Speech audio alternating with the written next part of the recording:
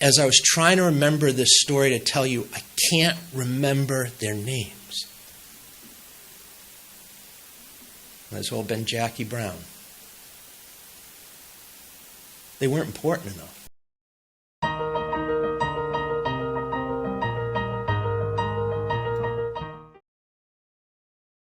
When I was in 3rd or 4th grade, I know it wasn't older than that because I knew my parents weren't divorced yet and I wasn't a little kid. So I think it was about 3rd or 4th grade.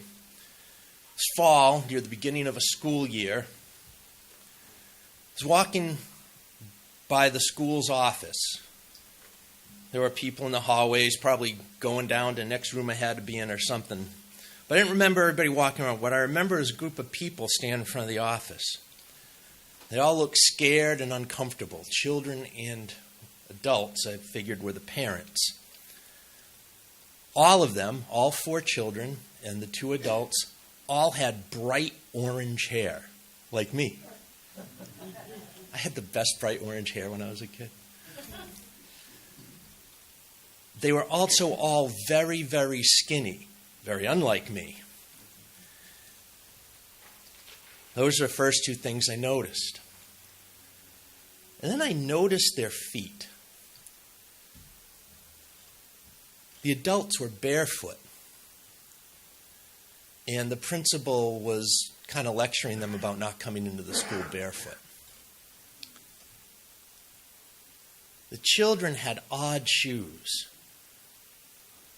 The older ones had oversized, like leather work boots with mismatched laces, string, sneaker laces, different stuff. One of the younger children, the smaller ones, had white, or used to be white, but they were like black, canvas tennis shoes. And the littlest one, who was probably in kindergarten or 1st grade, had house slippers on.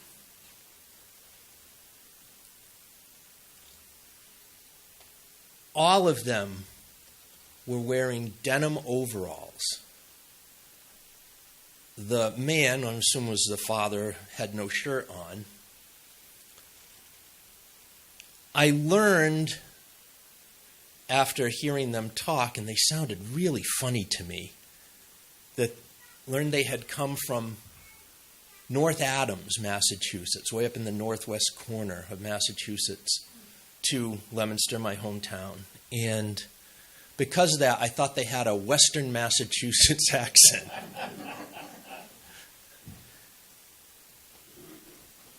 What I would say now is they had an Appalachian accent, but I didn't know that then. The oldest child was a boy about my age. He was always getting into fights. Always getting into fights. I learned that they lived in my neighborhood, in this really rundown, not much more of a shack type of house across the street from the Desolette family. By Christmas, they were gone. I don't know where they went. No one seemed to. As I was trying to remember this story to tell you, I can't remember their names. Might as well have been Jackie Brown. They weren't important enough to remember their names. All my life till now. When I was in seminary, I remember, and I thought about this while I was preparing this Sunday, I had this professor of Hebrew Scriptures who, when we got to the story of Moses and Moses' birth story, and the baby being put in the basket of reeds and all this stuff, the professor pointed out to us that almost no one in the story except Moses has a name. They don't need one. They're not important. And I once again felt awful for my own inability to remember these people's names, whose story I have stuck in my brain. But I have it stuck in my brain because they were poor. I didn't know that until I told my mom about them, and my mom and dad had to try to explain to me abject poverty,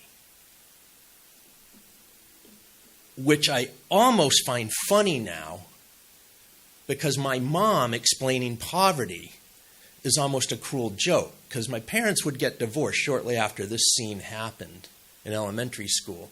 And although my dad was a college professor, my mom worked as a secretary in a hospital. I didn't learn until I was in college how poor I was growing up, and how much fortune stood between me and that family whose name I can't remember. Never really wanted for anything growing up, but we never had extra either. And I would learn that that was because my mom's mom, my grandmother, and my mom's aunts, my great aunts, and my mom's sister, my Aunt Sylvia, who lived in Wethersfield when she was in her own family, they kept my mom afloat financially for years till we got out of college. I look back on it now like, of course, how did we afford a mortgage payment and all this stuff on my mom's salary? She couldn't have made anything. My brother and I had no idea till we were in college how poor we were. But we weren't that poor. We weren't so poor that we never had a name. We weren't so poor that we didn't have shoes. But it could have been. There was a lot of fortune that in that little space between the childhood I lived and what I might have lived, and what I saw as an example of what I might have lived while I was growing up and didn't realize it at the time.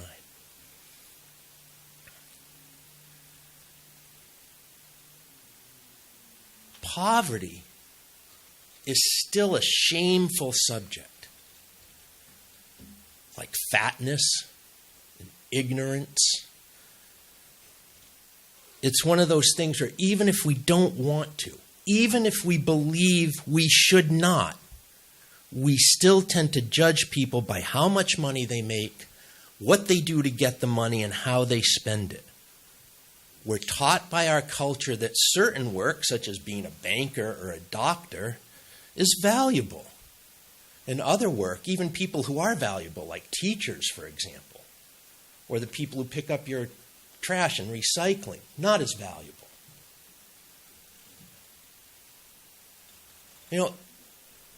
And it leads us into this real falsified thinking that there's such a thing as unskilled labor. There's no such thing as unskilled labor. Anything a person does requires some skill to do. And you could be very intelligent, make a fortune, have all kinds of skills, and not do other labor, or get it, or be able to, or find the coordination. I can read the Bible in Koine Greek. Can't change the oil in my car. There's lots of different intelligences and skills. It's kind of arbitrary which ones get value and which ones get paid and which ones don't. We also have fallen into this false reality that we think we can know what someone's work is worth. No one ever gets paid what they're worth. Because your worth as a human being can't have a dollar sign on it. And the work you do can't get a dollar sign on it. We do this, but it's rather arbitrary and relative to what other dollar amount is given what other work. We tie our own attitudes about respectability to money.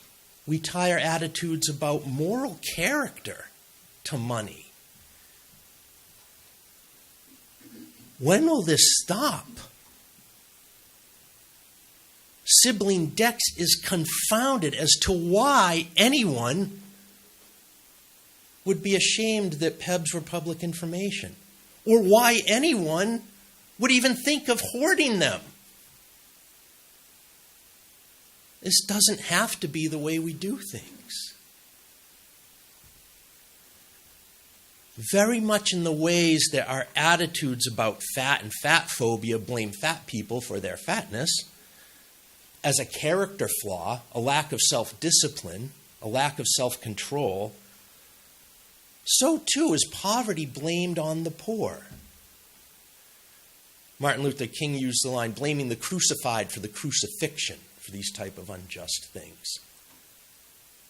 It's not much different. Because we know that if people are poor, they must be lazy and inept and unskilled and not self-disciplined.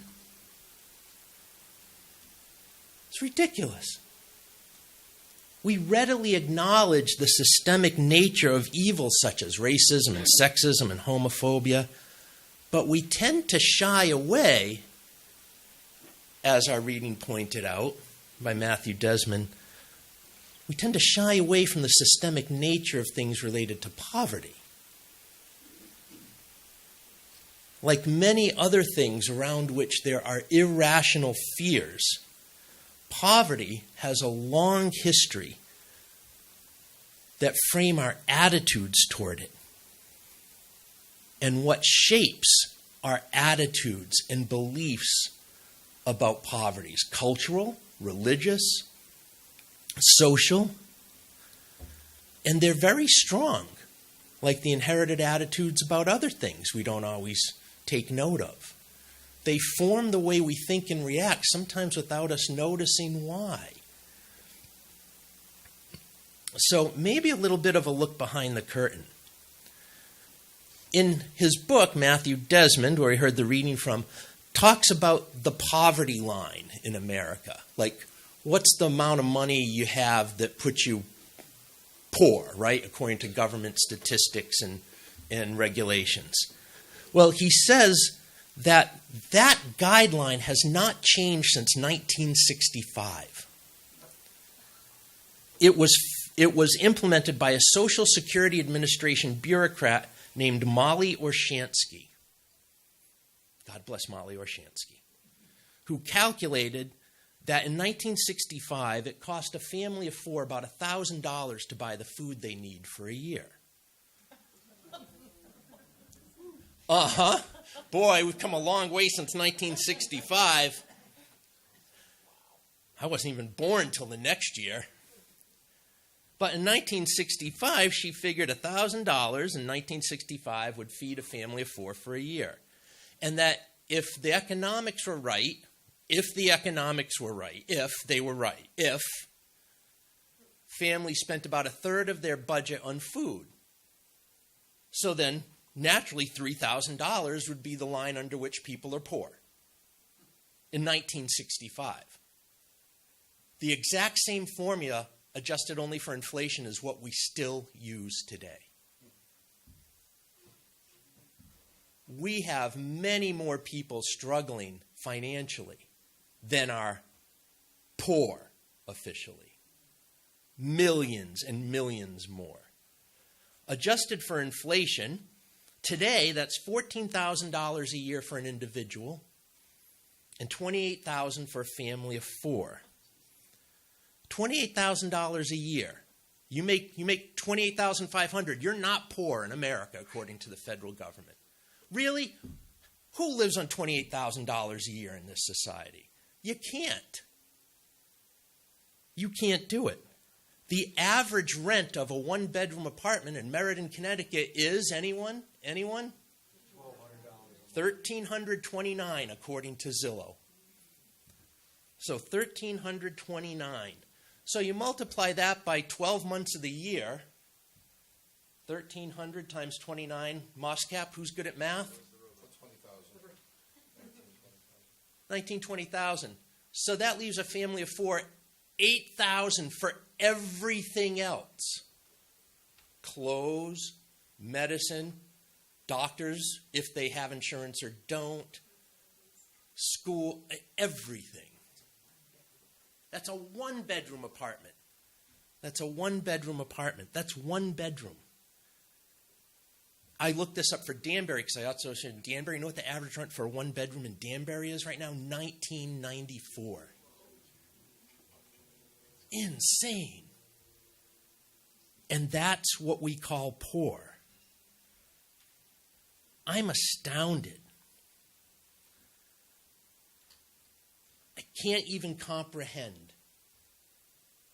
You know, like the song said, we shame ourselves to watch people like this live. Don't we? What if you had a single mom with 3 kids in Meriden, Connecticut? after 20 grand paying for a one-bedroom apartment, she's got $8,000 for everything else for the four of them for the year. Wow. Maybe even she doesn't even make minimum wage. You know what minimum wage is, right? In Connecticut, we're so awesome. We just raised the minimum wage in Connecticut to $15.69 an hour in January. Wow. That's so much money. Times 40 hours a week, 52 weeks a year, 32,000-ish before taxes. You can have a full-time job in Meriden, Connecticut at minimum wage and not even come close to making enough to live on. Not even come close. Maybe our hypothetical single mom works a job where she doesn't even get $15.69 an hour. Maybe she's a server in a restaurant. Maybe mom does housekeeping in a hotel. Because we expect those of us with slightly more money than being poor to help pay the salaries of servers and house cleaning staff and all kinds of other jobs in this country. This is not, as some of you probably know who have been to Europe, not as big a deal, big a practice in Europe, this tipping society that we have here. And do we know why? Yes, tied to the fact that slavery was abolished in Europe far earlier than it was here. And the tip income jobs were where we funneled newly freed slaves after the Civil War. So we didn't have to pay them what we paid white people. I once had somebody in a congregation get upset at me because not everything is racism. Well, it's not, I said, but it's close. It's close enough. It's a crazy system we've set up. And we evaluate human beings by where they are in the crazy system. I spent a year in Fort Worth, Texas, working for a consortium of churches. There were 9 congregations who contributed money and volunteer hours to this organization. And we worked with people on the edge of homelessness in Southside, Fort Worth, which is, let's say, not the greatest, richest neighborhood in Fort Worth, although it used to be in the 19th century where all the new moneyed people lived. But it's not now. And in the south side of Fort Worth, I would have people coming in and I would help them with everything. Prescription medicine, rent, electricity bills, food, anything to keep them from becoming homeless. It was trying to bail water out of a ship with a hole that's just too big. It was never ending. But one thing I learned about the people who lived and suffered in that neighborhood was that all they needed was to be seen. They were ignored so much in their life that a lot of them would come to the office where we had something set up in a Church of Christ. Now, there was a UU minister working as a staff person for a consortium in a Church of Christ, which is about as fundamentalist as you get. So, strange how when you're really trying to save people's lives, what the other people believe almost doesn't matter as long as we're trying to keep people alive. But what I learned was just to come in and talk was the best thing we could provide.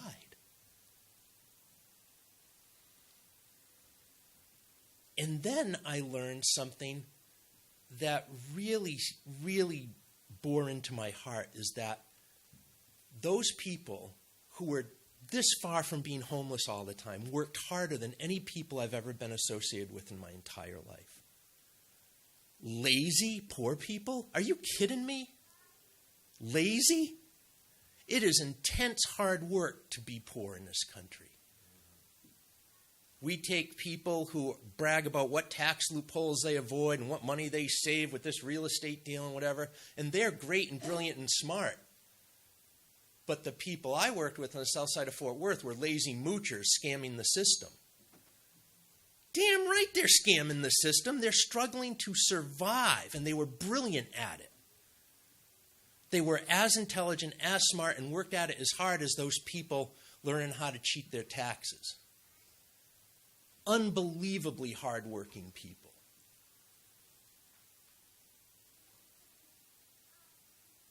I was really taught a lesson my year I spent there. That a lot of what I thought was true about what we're taught about who's poor and why people are poor is not real. It's really hard to understand what living in poverty is like if you have never done it. If you have done it, you understand why nobody gets it. So my spiritual challenge to you, you all know I do this, right? Every month I challenge you to try something, think about something, give something a shot, right?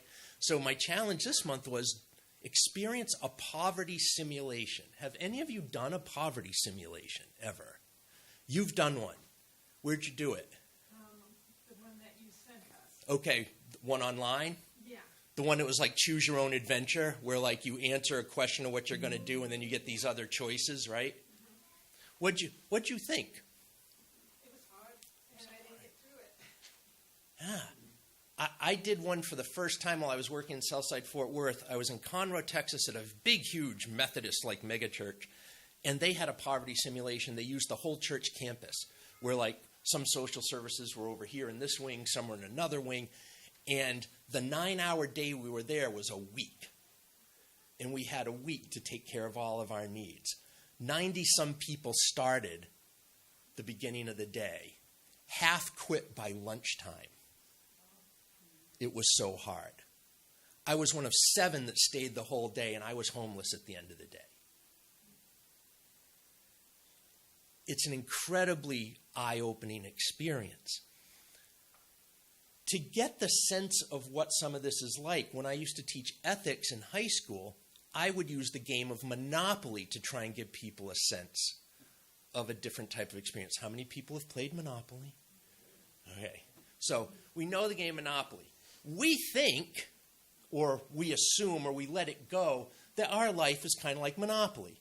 Everybody starts off with $1,500, and people who are smart and tricky and clever do well and win and put everybody else out of money, and people who aren't as smart and tricky and good and hard-working at the game lose. That's not the game. When I taught this in my ethics class, we'd play a game of Monopoly, but then we'd play again, and I'd switch the rules. This time, someone at the board would start owning Boardwalk, Park Place, all the green and yellow properties, all the railroads and both utilities and 2 get-out-of-jail-free cards, and 6 times the usual starting money. And then another player would start already owning the red properties, and another player would start with the regular amount of starting money, and then all the other players in that game would have a plain piece and no money and nothing at all. That's the game we live in. The reality is, where and when we are born into this life is the biggest influencer of where we will come out. Is it possible for the person who starts that game with just the plain piece to end up winning? It's possible. In all the years I did this with my ethics classes, no one ever did, because it's not very plausible. It's near impossible. The overwhelming majority of all people die in the same social and economic bracket they are born into. We have made a great deal about the American dream, but it's not a reality for the overwhelming majority of people.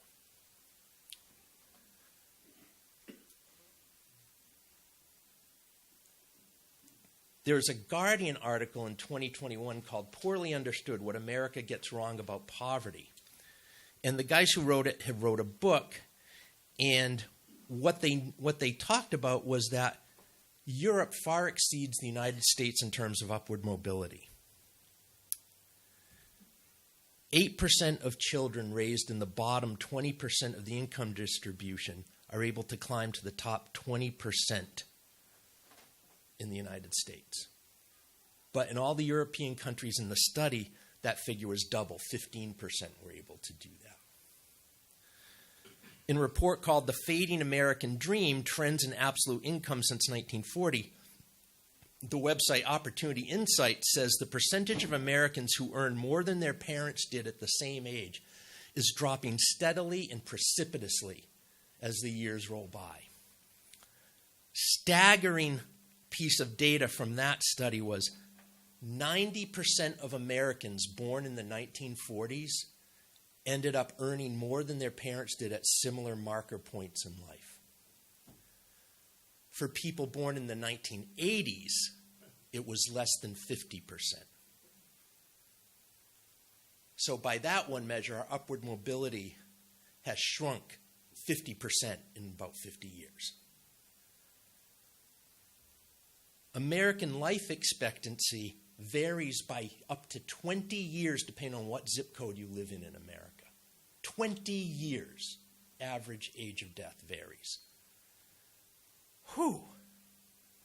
There are some people who will argue today that the poorest among us have never had it so good. I've worked with homeless people myself who have cell phones. There's a bit of truism to that, but it's also true that poverty is relative to the society in which it exists. And by that measure, the gap between rich and poor has never been greater. In the richest, most powerful country in the history of recorded history that we live in, there are still nearly 40 million people in this country without any health insurance. In the years following World War II, virtually every Western democracy was able to figure out how to not make that happen. But us. Because poverty and keeping people there is a choice. It is created by humans, and it is enforced by humans, and it is perpetuated by humans. And the good news is, it could actually be stopped by humans if we wanted to badly enough. It doesn't need to be that way. In a speech he gave before the G8 meeting in Scotland in 2005, Nelson Mandela said in London, like slavery and apartheid, poverty is not natural. It is man-made, and it can be overcome and eradicated by the actions of human beings. And overcoming poverty is not a gesture of charity, it is an act of justice. It is the protection of a fundamental right, the right to dignity and a decent life. That was 20 years ago.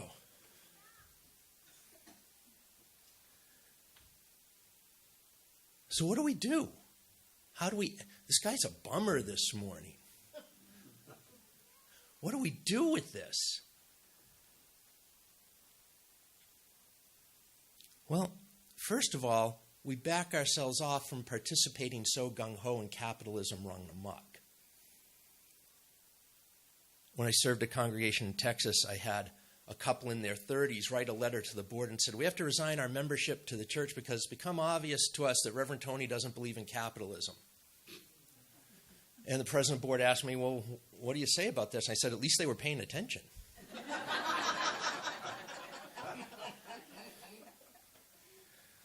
Because capitalism as we now have it is way out of control. Way out of control. Now, I'm not so sure, in fact, I'm pretty convinced it is not, that Soviet-style communism isn't an answer either.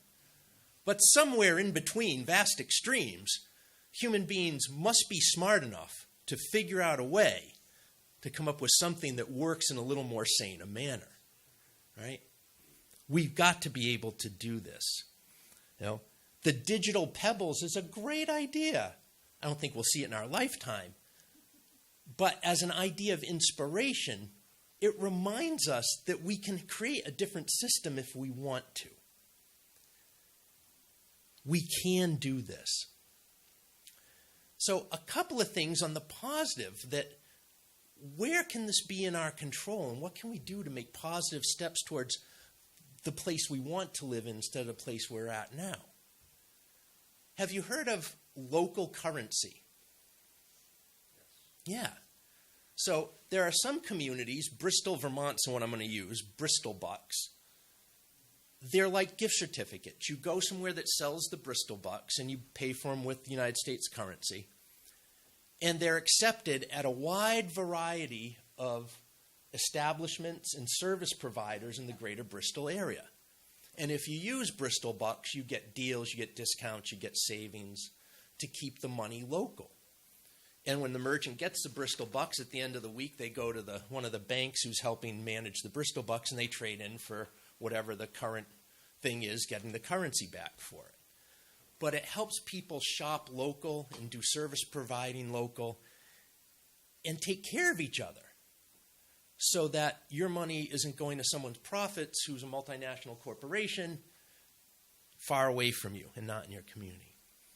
How else can we fight back in this system?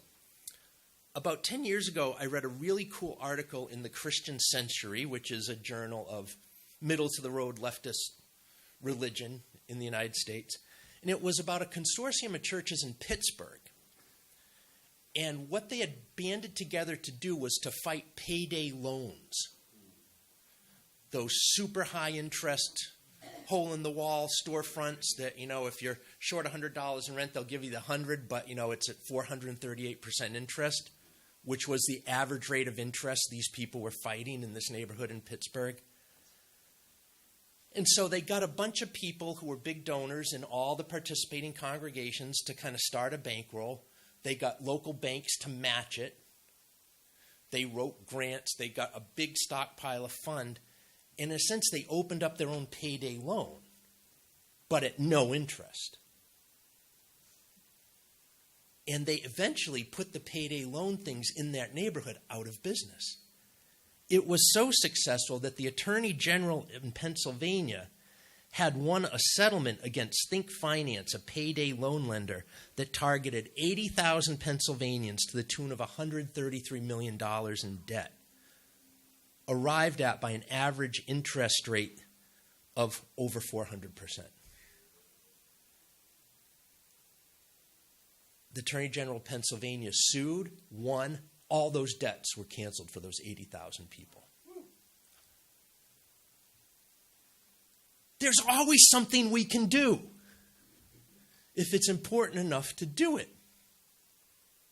One of the things we're going to talk about, we're going to start a conversation after church today about where our social justice activism goes. We'll not be finished today, but we're going to start it today. Take a look at it again. We don't have to, excuse the pun, buy into this crazy economics that we find ourselves in. We can do it differently. Our values call us to do it differently. It amazes me, and I've been in places like this, and I'm going to thank you right up front now because you are all awesome and have treated me so well and so ethically since I've been here. But we have congregations who will balk at giving their staff health insurance. I don't get it at my job. But we're Unitarian Universalists. We're a religious congregation. We operate in the way things should be, not the way they are. What if we extended that beyond the way we deal with each other to the community around us and start dealing with everybody in the way we should be, in the way they should be treated? I have a distinct feeling that we could have a far greater positive impact than we think. A little organization goes a long way, and success builds on itself.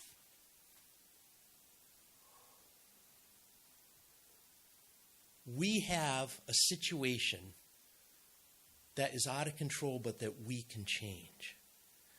It's very true that we have more problems than we should tolerate and more solutions than we use. Together, if we decide to start using something, there really isn't a limit to the difference for good we can make.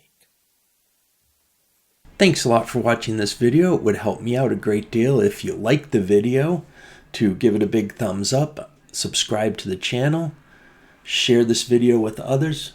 Maybe ring that notification bell so you can be informed when we put out other videos like this. Check out my website and blog at tonylorenzen.com for even more resources that will open your mind, touch your heart, and inspire your spirit.